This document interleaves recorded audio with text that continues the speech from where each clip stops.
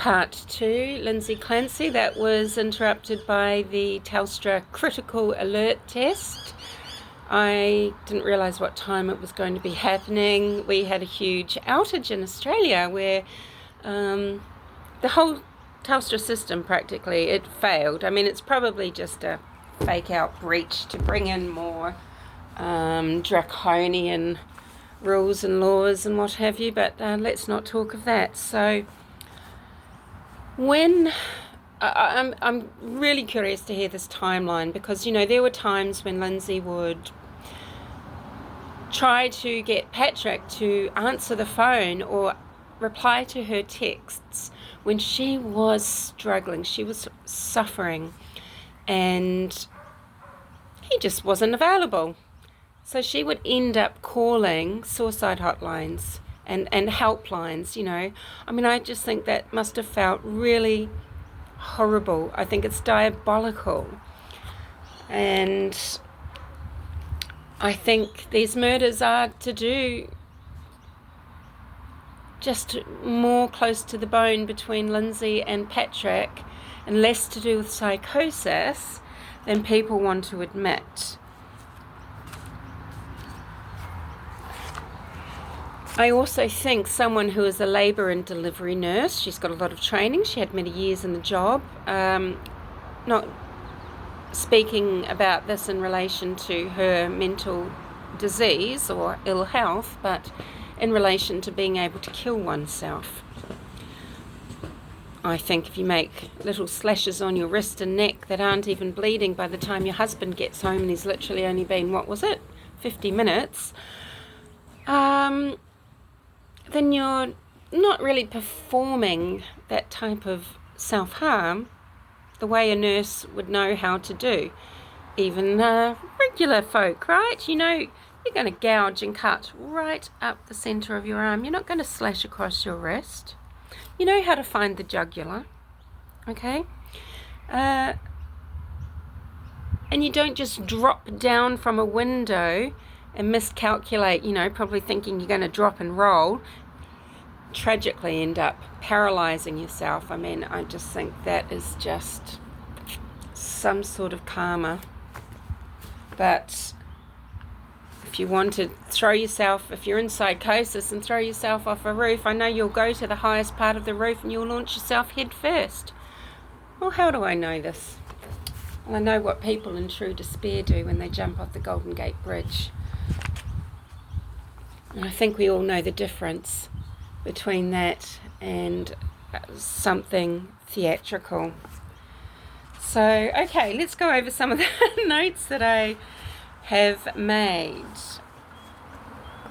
So, as I said, Lindsay Clancy, she was born in 1990. This case is happening in Massachusetts. She was living in Duxbury with her husband at the time, Patrick, their three children, 5-year-old Cora, 3-year-old Dawson, and then 7-month-old Callan. Callan lived for a few days. He turned 8 months old in the hospital. The teams that worked on little baby Callan managed to... he was breathing, but they just couldn't get his brain activity back, and he died in hospital. Now, her attorney is going to say that in the 4 months leading up to the incident, Lindsay had been prescribed 13 different psychiatric medications. Well, were all of them psychiatric? I think some of them were Benadryl and the like. People, as I said before in part 1, want to say that she had 7 medications in her system at the time. Well, she had the ones that she was supposed to be taking at the time, but she also had the Seroquel, which she'd weaned herself off, something else and something else, which she had swallowed before cutting herself and dropping out of her house window. Okay, so I think her lawyer, his name's Kevin Reddington, I think he wants to downplay the horror of what Lindsay did. And I think Patrick also doesn't want evidence in to trial. some of the same evidence as Kevin's trying to have withheld, simply because he's got a civil case coming up, and I think that is just a conflict of interest. I don't think anything should be withheld that they're asking for. I think that to downplay the violence that was committed against the children by the mother, Lindday Clancy, is a disservice and a dishonour to these murdered children.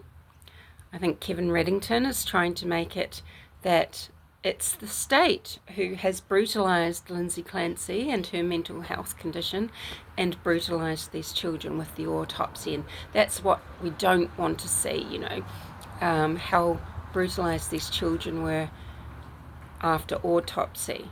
But what he's also trying to stop are the photos of the children on the scene.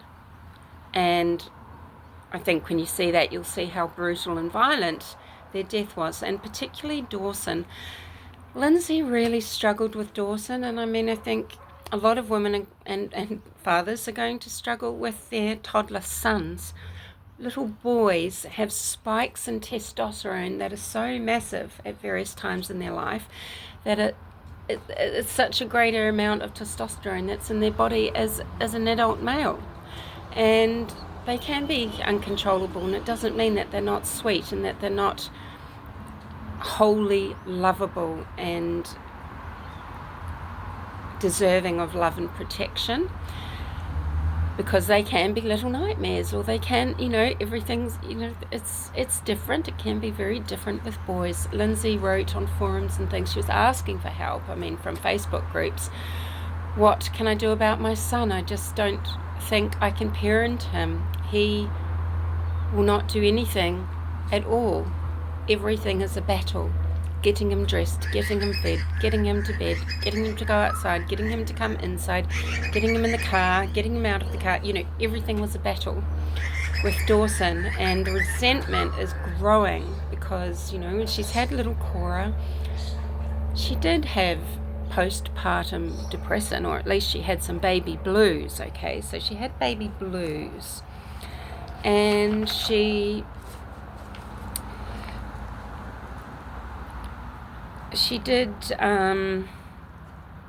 struggle with that, but continued on and had Dawson. So Cora's 5, then Dawson's 3, and after Dawson, she's had depression again, but she's also had what we're not sure yet. What I'm not sure of, some people are saying actually that a bipolar disorder was diagnosed, and some people are saying, it was suspected and therefore she was treated with Seroquel, and the Seroquel didn't work, so how could she have bipolar?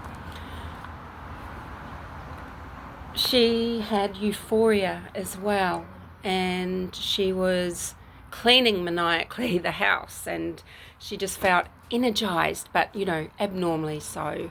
Not something was clearly going on biologically. And you could say, she's had depressive episodes and manic episodes after giving birth. This is a really good sign, a precursor that having any more children, it just gets more and more dangerous, and that psychosis is a real possibility.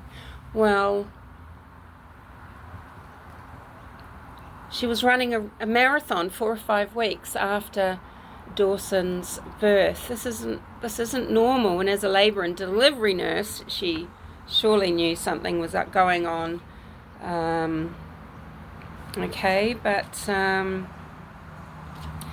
let's talk about that last day. So, we've got different stories, both coming from really the same places. So we've got... Oh, hey, do you think I should stop these and just upload these in little series? Then people don't listen to the whole thing, though. But maybe I should just start another one and do a part 3.